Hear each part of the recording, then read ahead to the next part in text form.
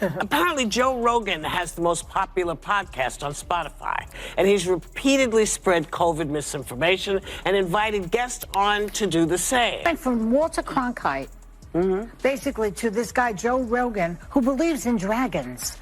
I checked it. He believes in dragons? He believes in dragons. Did you triple source that? Yes, I did. And he also thinks that dragons, like, I guess, like dinosaur-y type of animals, roam the earth when people do. About losing your job, and you're worried about podcasts taking over, and who's the source of news, and we said Donald Trump was Hitler, but half the country disagreed with us, and he won, and this is and Joe Rogan believes in dragons. Imagine Joe Rogan drinking his elk smoothie and minding his own business, until The View talked about him one too many times.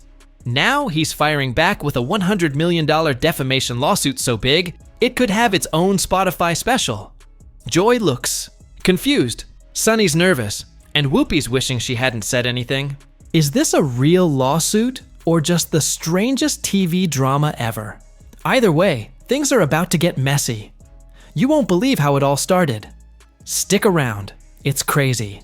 People like our show because they know that we are checked by ABC News. But We're checked by everybody. Yeah, I mean, if we're wrong, we have, the legal note here. The human legal. No, I don't know. Hey, this is the most important part. This is right after she was saying, we are run by ABC News. You should trust us, not Joe Rogan, who believes in dragons. So she by saying we should trust them because they're double checked by ABC News, and then making the stupidest statement. Like you didn't listen to what I said. Yeah. You didn't listen to what the wildlife biologist, and that's only a part of what he said. I can't the believe other Joy part of what he Behar said didn't was wait. there was something before that where he was explaining encounters with giant reptiles. Picture Joe Rogan mid-kettlebell swing, or deep in some ayahuasca thoughts, suddenly stopping, raising an eyebrow and saying, "All right, this ends now." After years of being the target for daytime TV's self-proclaimed moral judges, Joe decided he was done being the quiet punching bag for The View's chaotic hosts. Show is that show has this very specific ideological bubble in which they operate in. And they always bring on a token conservative woman and they yell over her and silence her. And, they did that with Meghan McCain, and they did that with what is that other blonde woman from Survivor? Do you remember her, Jamie? She was always yelling. It's a bizarre show. The View is like brunch with wine moms who read one headline and think they can rewrite the Constitution.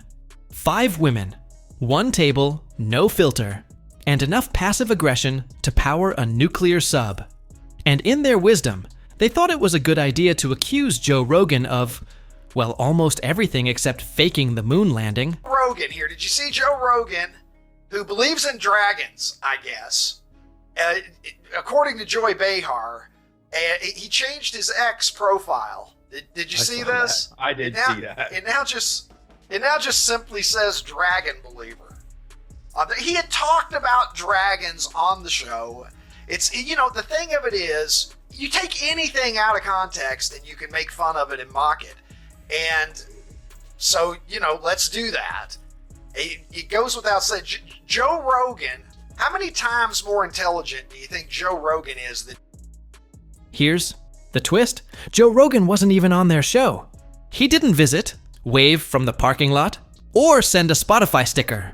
But they still made him the main topic of their gossip. Picture this. Joy Behar rolling her eyes like they might fall out, while Whoopi Goldberg acts like the moral expert, totally missing the irony. People want us divided, and they aren't just here in this country. They're foreign adversaries who are infiltrating our social media because it is prudent for us to stay that way. So when you see something that really pisses you off, you should triple check that one. The bad information that's going out there. Well, in defense, there are some really good news. It's possible that Donald Trump did roam the earth when dinosaurs were here. There are some really good news kind of influencer types, and I think it's great that they're getting information about global and current events in front of younger people who maybe don't tune into traditional media. But to Sarah's point, there has to be some fact-checking and actually verification of the things that are shared, because I spend a lot of time on Instagram Reels, and I'm served up things that I get outraged about, and then I realize, oh, that's not... So what did Rogan do? Exactly what you'd expect from a former Fear Factor host turned podcast titan. He slammed them with a $100 million lawsuit, WWE style. This wasn't about bruised egos. Rogan's not bothered if you mock his haircut or life choices. What he does care about is defamation, the kind that threatens contracts, credibility, and Spotify streams. It's one thing to say, "I disagree," and another to accuse him of endangering humanity on national TV, coffee in hand, smug grin intact. The View's hosts may think daytime TV grants legal immunity, but being on ABC doesn't make you Judge Judy. Now they're finding out that accusing a man with a $200 million platform and zero tolerance for nonsense might come with consequences. What Whoopi Goldberg said? What'd she say? Whoopi Goldberg said that Biden could arrest all the Republicans and put them in jail. You just need to see how unhinged this kind of thinking is. Well, you know what Joe Biden could do? Joe Biden, you have to see it because it's so on TV. crazy. She said it's on television. You know, just let's look at a scenario where the Supreme Court says, yes, he has that. He has all those rights. He is immune from everything. Yeah. You know what Joe Biden could do since he is presently president? What? Whoa. He could throw every Republican in jail. This lawsuit is no joke. Rogan's legal team didn't show up with a polite cease and desist. They came armed with receipts, clips, transcripts, and fact-checked breakdowns of everything The View said. What crossed the line? Accusing Rogan of intentionally spreading misinformation without solid proof. That's not just reckless, it's damaging, especially for someone with a massive audience and business ties. The View brought opinions, loud, loosely tethered to reality, and about as stable as a Jenga tower in an earthquake. This isn't Rogan being thin-skinned. It's business. Casual defamation affects partnerships, especially with Spotify, which only tolerates controversy when it's profitable. Rogan's suit argues this was brand damage, not banter. And The View's reaction? Peak performance. Joy looked stunned. Sunny tried to lawyer her way out mid-show, like she earned a JD in the ad break. Agree that Joe Rogan is a horror. A horror. I mean, I'm not saying that Joe Rogan should be removed from Spotify. He's got 11 million listeners. He's got a $100 million, contract as of 2020. But I do think as the podcast platform, you have to have some sort of guidelines. How about a disclaimer on his podcast that says, this is misinformation? And then there's Whoopi, casually waving off legal concerns with, "It's just our opinion," like that's a bulletproof shield. But when your opinion is broadcast to millions, it better come with evidence, or at least a disclaimer. Instead, The View tossed out claims like Rogan is dangerous, hoping applause would cover the liability. The irony? Rogan addressed it on the most listened to podcast in the world, turning their segment into global content.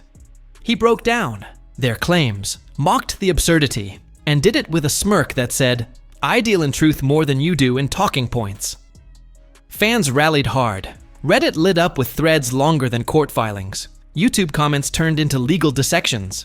And Twitter became a meme battleground. But beyond the drama, this is about media accountability. For years, shows like The View have tossed out hot takes with little regard for facts, protected by the soft cushion of daytime TV. Arguably, like the real fans of The View that are like, oh, these ladies are on point. Most of those people can't leave the house. Like, they're probably immobile. Right.